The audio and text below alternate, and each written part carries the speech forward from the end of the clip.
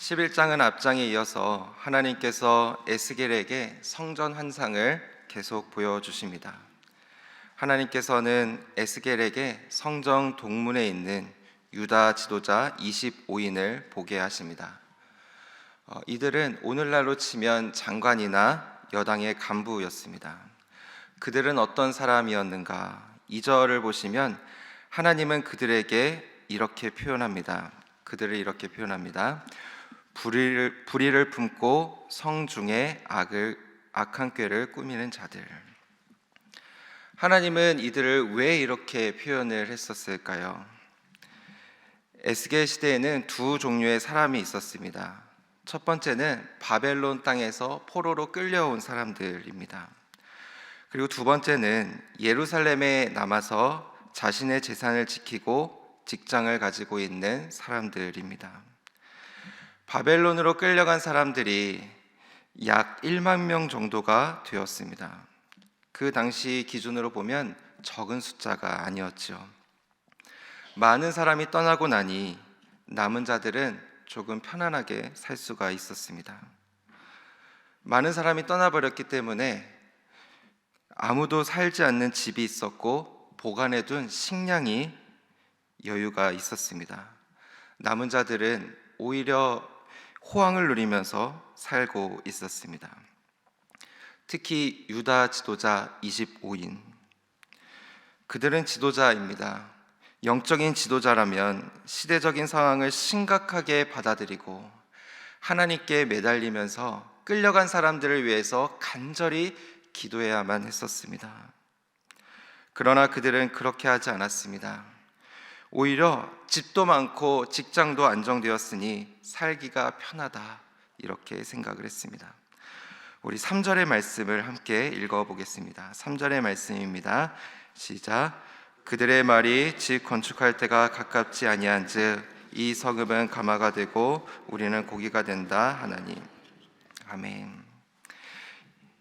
집 건축할 때가 가깝지 아니한즉, 이 말씀은 에스겔이 그들의 말을 들은 것입니다.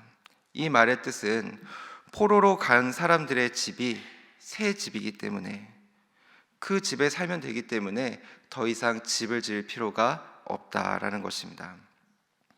그들은 그 집에서 편안하게 살면 된다고 생각을 했습니다. 다시 3절을 보시면 가마가 되고 우리는 고기가 된다. 고기가 가마로부터 보호가 된다라는 것입니다. 여기서 고기는 예루살렘에 머물며 살고 있는 사람들입니다. 그러니까 가마는 뚜껑이 무겁기 때문에, 단단하기 때문에 들짐승이 와서 이 고기를 훔쳐갈 수 없다고 생각을 했습니다. 그러니까 스스로 가마 같은 이 예루살렘이 안전하다라고 생각을 했던 것입니다. 자기 욕심으로 가득 차서 포로로 끌려간 백성들을 외면하고 자기만 잘 살면 된다는 생각에 오히려 그들이 포로로 끌려간 것이 기회라고 여기면서 그들은 그곳에서 떵떵거리며 살고 있었습니다. 하나님께서는 1차와 2차 포로 사건으로 두 번이나 이스라엘 백성들을 징계하였습니다. 지도자들은 엎드리고 눈물로 회개하면서 하나님의 뜻을 구해야만 합니다. 포로로 끌려간 자들을 위해서 기도해야만 합니다. 그러나 그들은 나만 아니면 돼, 이런 이기적인 마음으로 현실에 안주하며 살아가고 있는 것입니다. 오늘날에도 예루살렘의 남은 자들처럼 이기적인 마음으로 살아가고 있는 사람들이 많이 있습니다. 나만 잘 되면 돼, 내 자녀만, 우리 가정만 잘 되면 돼, 더 나아가서 내 교회만, 내 부서만 잘 되면 돼. 물론 살아남기 위한 몸부림이라는 것을 잘 알고 있습니다. 그러나 이기적인 마음은 우리를 잘 되게 하는 것이 아니라 하나님을 잃어버리게 만듭니다. 역설적이게도 하나님의 은혜를 받은 사람들은 바벨론의 포로로 끌려간 사람들이었습니다. 그들에게는 고난이 있었습니다. 아픔이 있었습니다. 그러나 그들은 하나님 앞에 철저하게 회개하고 하나님께로 돌아오는 역사가 있었기 때문입니다. 포로로 끌려간 사람들은 스스로를 생각하면서 나는 하나님께 버려진 사람이야 라고 생각했을지는 모르겠지만 16절을 보시면 하나님은 회개한 그들의 피난처가 되어주시고 성소가 되어주십니다. 안전한 곳은 가마가 아니라 회개하고 하나님을 붙든 자에게 임하는 것입니다. 가마는 안전해 보이지만 가마 안에 머물러 있다면 그 고기는 썩게 되어 있습니다. 고기를 보관하는 방법은 가마 안에 그냥 두는 것이 아니라 소금을 치거나 냉동시키는 것입니다. 근데 그들은 그것을 몰랐습니다. 자기의 것을 빼앗기지 않으려고 애를 썼지만 스스로 부패해서 죽게 된다는 것을 그들은 알지 못했던 것입니다. 8절에서 10절까지의 말씀을 보시면 하나님은 예루살렘에 머물러 있는 사람들에게 세 가지를 말씀하십니다. 첫 번째는 내가 칼로 너희에게 이를 것이다.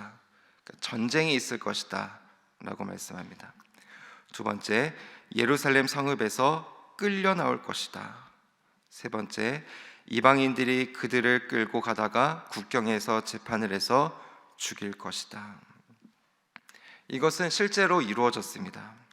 예루살렘에 머물렀던 사람들은 그곳이 안전하다고 여겼지만 하나님의 심판 앞에서 이 예루살렘은 결코 안전하지 못했습니다.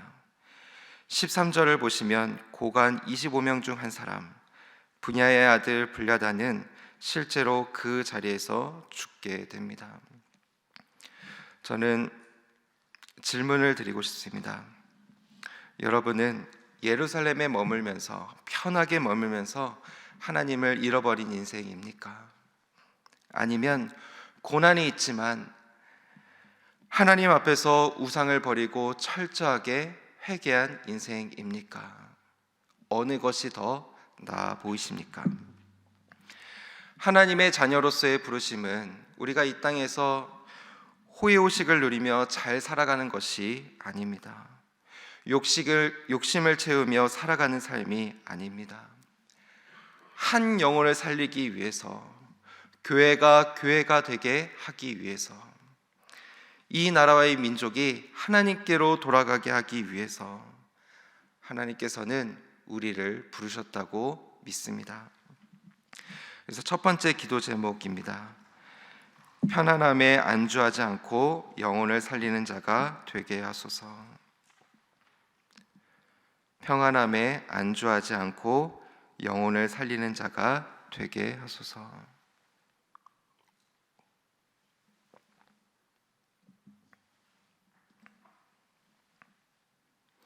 평안함에 안주하지 않고 영혼을 살리는 자가 되게 하소서.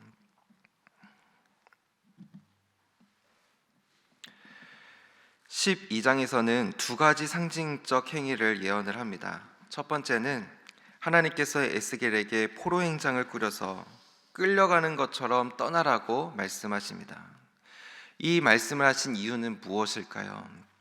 3절 뒷부분을 보시면 이렇게 말씀하고 있습니다. 그들이 보면 비록 반역하는 족속이라도 혹 생각이 있으리라. 유다 백성에게 아직 희망이 있다라는 것을 전하라는 것입니다. 이 모습을 보고 회개하고 돌이킨다면 멸망하지 않을 것이다, 이렇게 말하는 것입니다.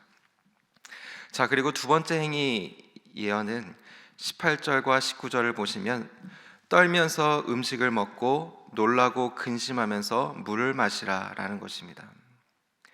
이는 바벨론에 포위된 유다 백성들이 경험하게 될 불안과 초조, 긴장 상태를 예언한 것입니다. 하나님의 심판이 눈앞에 있으니 빨리 회개하고 돌아오라 라는 것입니다. 여기에는 하나님의 사랑이 담겨져 있습니다. 그런데 유다 백성의 반응은 어떠했는가? 22절의 말씀 우리 함께 읽어보겠습니다. 22절의 말씀입니다. 시작. 인자야 이스라엘 땅에서 이르기를 날이 더디고 모든 묵시가 사라지리라 하는 너희의 이 속담이 어찌 됨이냐. 아멘. 날이 더디고 모든 묵시가 사라지리라. 이 말은 하나님의 묵시가 성취되지 않는다라고 그들이 생각을 했다라는 것입니다. 이 속담이 있는 것처럼 그들은 믿고 싶은 대로 믿었고 하나님의 말씀을 믿지 않았습니다. 그들은 왜 믿지 않았는가? 두 가지의 이유가 있습니다. 첫 번째는 많은 선지자들이 말을 해도 아직 멸망하지 않았기 때문입니다. 이것은 하나님의 오래 참음으로 말미암아 지연되었던 것인데 백성들은 그 이유를 알지 못하고 믿음이 없었던 것입니다. 그리고 두 번째는 거짓 선지자들 때문입니다. 거짓 선지자들은 예루살렘이 멸망하지 않을 뿐만 아니라 포로로 잡혀간 사람들이 곧 귀환할 것이라고 주장을 하였습니다.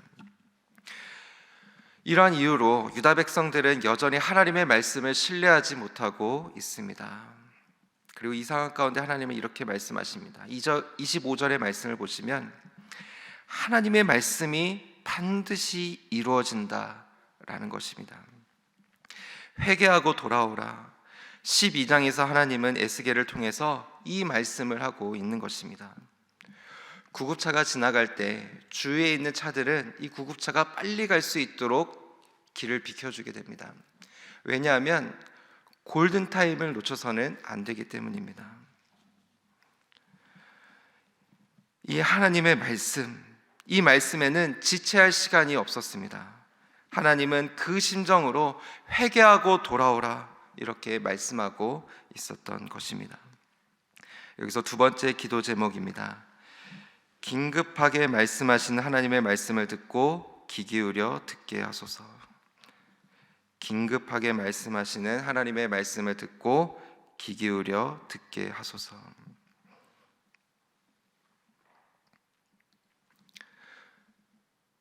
긴급하게 말씀하신 하나님의 말씀을 듣고 귀 기울여 듣게 하소서. 어느 날 어느 지역에 홍수가 났습니다. 홍수 경보가 발표되고 라디오에서는 대피 명령을 내렸습니다. 그런데 어떤 한 사람이 있었는데 그 사람은 대피를 하지 않았습니다. 어떤 사람이 문을 두드리더니 트럭에 올라타라고 했습니다. 그러나 그는 하나님께서 자신을 지켜줄 것이니 타지 않겠다라고 말을 하고 사양을 합니다. 비가 더 많이 차게 되었고 비가 이제 허리까지 차게 되었습니다. 어떤 사람이 집 밖에 보트를 가지고 와서 보트에 타라고 말을 합니다. 그러나 그는 또 다시 사양을 합니다. 하나님께서 나를 지켜주실 거야. 물이 더 차게 되었고 지붕까지 차게 되었습니다. 헬리콥터가 와서 밧줄을 붙잡으라고 말을 합니다. 그는 또 외면을 합니다. 그리고 그는 물에 잠겨서 죽게 되었습니다. 그는 이제 예수님을 만나게 되었는데요. 예수님께 이렇게 물어봤다고 합니다. 제가 기도를 드렸는데 왜 구해주시지 않으셨습니까? 예수님께서 이렇게 말씀을 하셨다고 합니다. 3번이나 너를 구하려고 트럭과 보트와 헬리콥터를 보냈는데 다 거절하지 않았느냐. 이런 얘기가 있습니다. 여러분, 우리가 하나님의 말씀을 듣고 반응하기를 원합니다. 하나님은 우리를 사랑하시기 때문에 오늘날에도 성경 말씀을 통해서 우리에게 말씀하십니다. 말씀으로 하나님의 음성을 들을 수 있는 저와 여러분들이 될 수 있기를 주님의 이름으로 축원합니다. 이 시간 함께 기도하겠습니다. 우리 두 가지 기도 제목 가지고 기도하겠습니다. 평안함에 안주하지 않고 영혼을 살리는 자가 되게 하소서. 긴급하게 말씀하신 하나님의 말씀을 귀 기울여 듣게 하소서. 내일 주일 예배 준비와 설교를 준비하시는 위임 목사님을 위해서 기도해 주시기를 바랍니다. 이 시간 기도 제목을 가지고 함께 기도하겠습니다. 주여 믿습니다. 주여 믿습니다. 주여 믿습니다.